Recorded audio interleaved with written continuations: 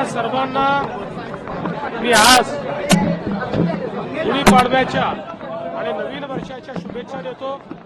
हे नवीन वर्ष सर्वांच्या जीवनामध्ये सुख समाधान आरोग्य ऐश्वर्याचं जावो अशा प्रकारची कामना करतो आणि या नवीन वर्षाच्या निमित्ताने एक समृद्ध महाराष्ट्र घडवण्याचा संकल्प या ठिकाणी व्यक्त करतो।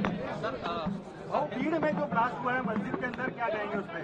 कि उसकी जानकारी मिली है, किसने किया है ये भी जानकारी मिली है। उसकी बाकी जानकारी वहाँ के जो एसपी है वो प्रेस लेकर देंगे।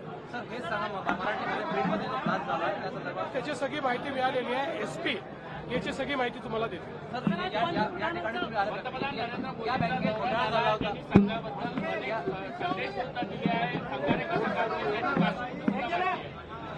असं आहे की मोदीजी स्वतः स्वयंसेवक ते संघाचे प्रचारक राहिलेले आहेत, त्यामुळे निश्चितपणे संघाच्या बद्दल एक आस्था त्यांच्या मनामध्ये आहे आणि म्हणून आजच्या कार्यक्रमामध्ये त्यांनी ते व्यक्त केलेलं आहे आणि निश्चितपणे एक स्वयंसेवक म्हणून आम्हाला सगळ्यांना त्याचा आनंद आहे। बँकेत घोटाळा झाला होता, ज्या घोटाळ्याचे पैसे वसूल झाले असते 1200 कोटी रुपये जवळपास आहे 25 वर्षामध्ये। नागपूर जिल्हा सहकारी बँक ही घोटाळ्यामुळे मागच्या काळात बंद पडली, पण मला अतिशय आनंद आहे की आज या बँकेवर आम्ही संस्थात्मक प्रशासक म्हणून महाराष्ट्र स्टेट कोऑपरेटिव्ह बँकेला बसवलेलं आहे आणि एमएस बँक पुढच्या 3 वर्षामध्ये याचा टर्नअराउंड करेल आणि भ्रष्टाचाराने पोखरलेली बँक जी काँग्रेसच्या आणि त्यावेळच्या नेत्यांच्या भ्रष्टाचारामुळे अक्षरशः शेतकऱ्याला या बँकेने नागवलं, ती बँक आता पुन्हा एकदा आम्ही सुरू करण्याचा प्रयत्न करतो।